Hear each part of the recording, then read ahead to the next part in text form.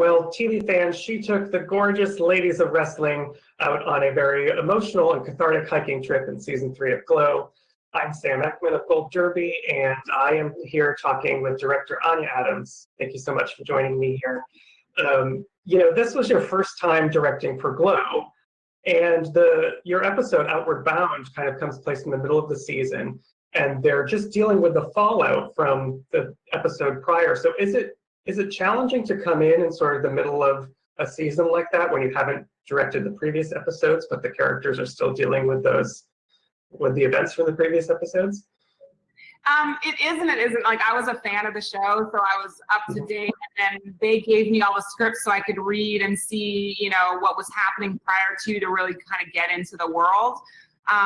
So, I mean, it's challenging in that, I've never directed before, so directed that show before, so like jumping into that world and learning about the girls and Liz and Carly and how everyone worked, that was the challenge. But the story, they really prepared me and gave me like a lot of backstory to help, with my directing. Yeah, and that's the episode was written by Liz Hive and Carly Bench, helped create the show, and I'm curious, kind of what's that collaboration process like with them?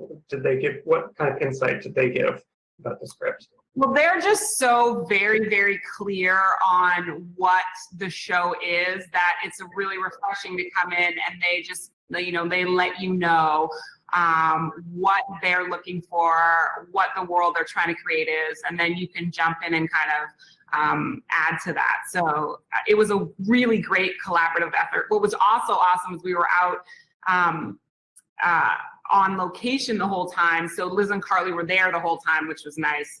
A lot of times you don't get as much direct access to the writers and the creators, but in this instance, they were around a lot. So we could really talk about the scenes and the actors and the intention. Yeah, and I should say the location, they're out hiking. And most of this episode is outdoors, so there are specific day and night shots. What does that add in terms of layers of difficulty of scheduling and everything? Is like the pressure on to capture light in all these scenes?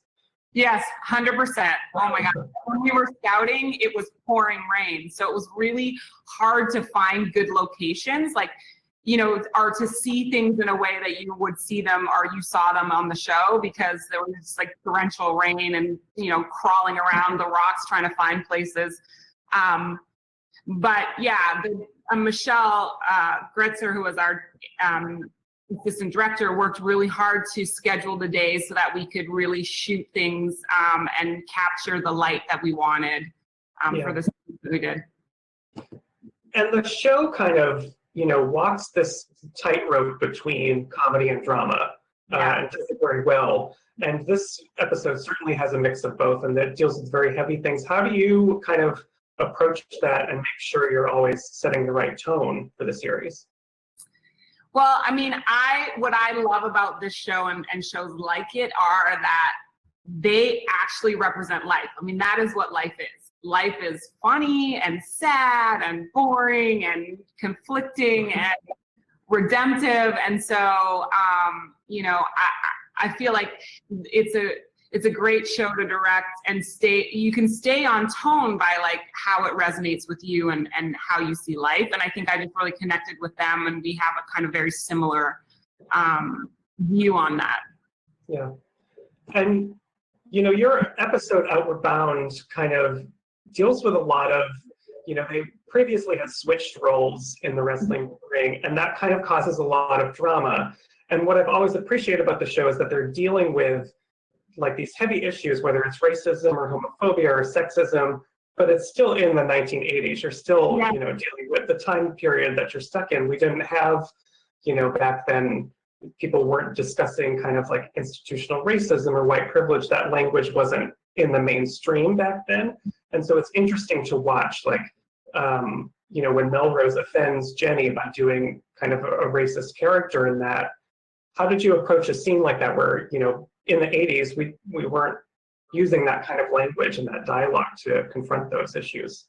Yeah, that was one of my favorites. I feel like also as a person of color, I was a child of the 80s, so having experiences similar to that when I was younger, that scene with Melrose and Jenny on the Rock really resonated with me, because I feel like even though institutionalized racism wasn't like hugely in the mainstream in terms of a conversation, as a person of color, you still feel those things. And so learning how to articulate them and verbalize them happen more on your own than, other than seeing like, CNN talking about it with, you know what I mean? So I feel like that was also Jenny realizing, that was really bothering her. And you really saw the disconnect, which I thought was really great, because it's not always in people's faces. And I think a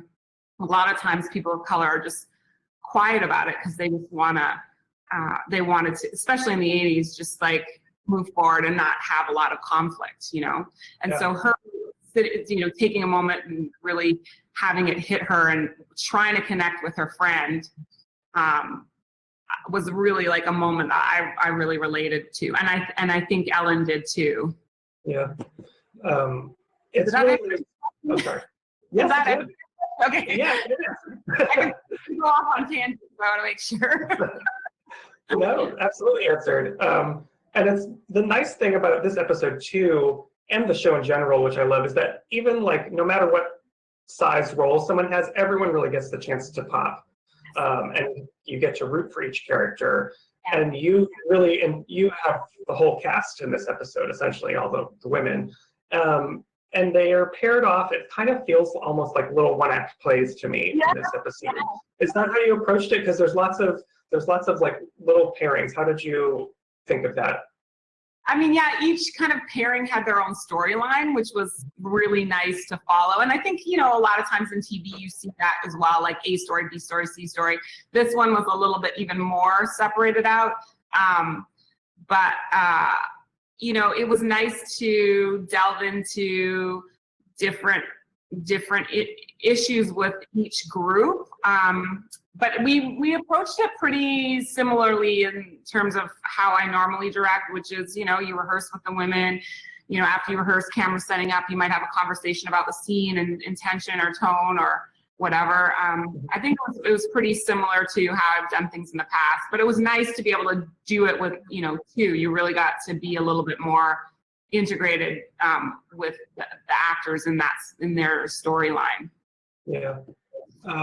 One of my favorites was, Betty Gilpin and Alison Brie are obviously fantastic on the show, and they have a really beautiful scene where they're lost on the trail and discussing like what brought us here, and do we regret these choices we've made in our life?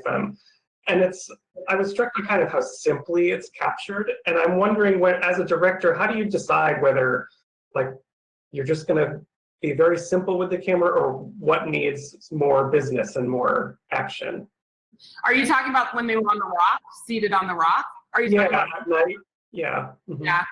That scene was it's so interesting, because when we rehearsed it, the two of them are such incredible actresses, and the scene was so compelling just watching them together that it didn't feel like it needed more. And if you watch it, when you watch it, you see like we stayed in that two shot for quite a long time, because it's just so wonderful to see Betty reacting to Allison like, you love him? What? Like, it was like so great. The scene really kind of told me how it should be shot. So, and sometimes that happens. A little side note on that, it was really, really cold that night, and we told the girls that we were going to put a heater under the rock, which we did. It was a fake rock they were sitting on, and we put a heater under there, which did not heat them up at all. They were very cold. So that's another thing. They were so cold, and they just did such a good job, Still push through. Still doing great. Yeah. And how did you shoot the scene because Gail Rankin had a great season, great storyline this season. And how did you do the scene with the wolf? Was there actually a wolf on set, or is that happening somewhere else? Yes, and as a matter of fact, that was the first scene of the episode I shot. Like, can you imagine? Like, wait, what? It's what? Like, can I ease in somehow? But yeah, there was a real hybrid wolf on set. He was on a very, very thin line. And basically what happened was we introduced Gail to the wolf before we started shooting, very friendly wolf. And then the animal trainer kind of brought the wolf along the path that we wanted. So like you could, if you look at that scene, there's a 50-50 shot, and you could think that there might have been matting and like, you know, we shot the wolf and then we shot Gail, but in fact, the wolf was there and was a part of all the shooting, which was awesome because we got to get these great over the wolf to Gail, and you really feel the wolf in the foreground, and then that awesome shot where the wolf comes into frame and is like fills the frame with his face. Those are all like happening together. So yeah, it was awesome. That's very cool. And you know, towards the end of the episode, we get to this point where all of the women have gathered. Some of them late from rescuing Sheila, but Melrose hosts this Passover Seder for everyone, and you know, it gets very heavy and very emotional, which not all those characters get to do that a lot. What was it like filming that scene on set that day? Oh, that was awesome. Incidentally, we had amazing DP, Chris Teague, that was shot inside that scene. So we established, you know, the camp outside, but coverage was happening inside. So those young ladies, Liz and Carly talked to both of them, Jackie and to Ellen, before we started shooting. And so they infused some of their own kind of personal stories within what they were saying. So it really, really resonated with each girl. And so when we got to those moments, we got to play, you know, I say play, but we got to really like shoot different levels with each girl in terms of how they emotionally got to the end of their telling of their story. And it was really, really like a really powerful moment. Is it hard to sort of deal with that many characters at once in a scene, because they really do all get like their chance to react? It just would seem overwhelming to me, at least, to try to incorporate all that. Is it? Yeah, I think like because the girls are they're the actors, but they're also in background. Like for example, when the girls arrive at the park and they're unloading everything, I worked with staging the women that were speaking, and then the rest of the girls were they were staged by my assistant director. She really worked at like choreographing their movement.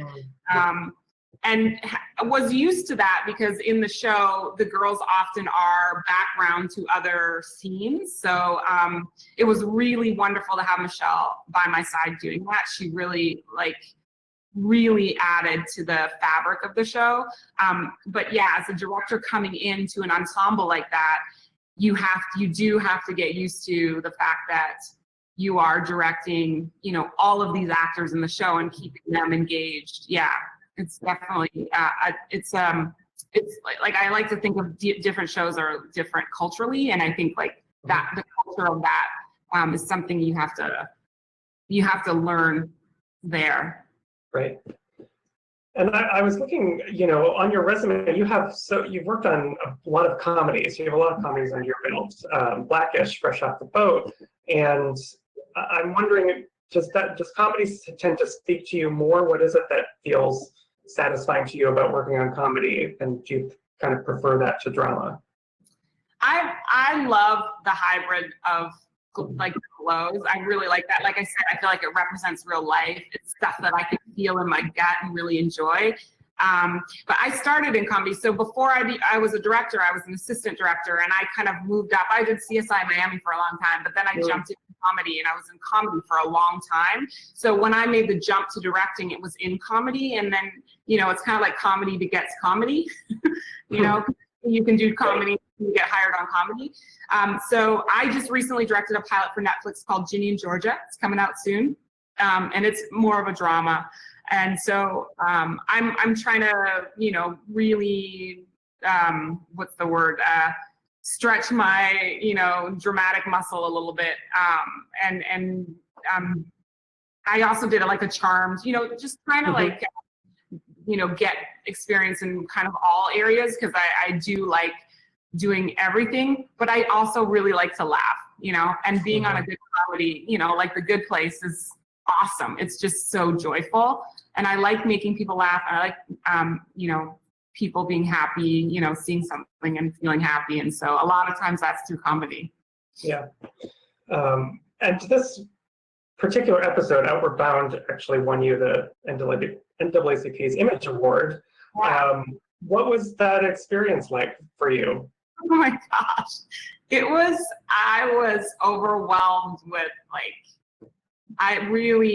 it was such a special night. And I mean, my mentor was up in the same category as me. It was really just overwhelming and wonderful to be recognized for it. I also really am proud of it. Like you said, there's so many different stories and there's so many different topics touched on in it in really sensitive and powerful ways. And so I'm really proud of it. And so being recognized for it was a wonderful thing. Yeah. Well, we'll hope for more recognition from you, and I can't wait to see the other ways you make us laugh and maybe cry in our more dramatic work. So everyone who's out there watching, please subscribe to Gold Derby and keep in touch with us throughout Emmy season. And Anya, thank you so much for sitting down with me. Thanks for having me. It was really great to be here.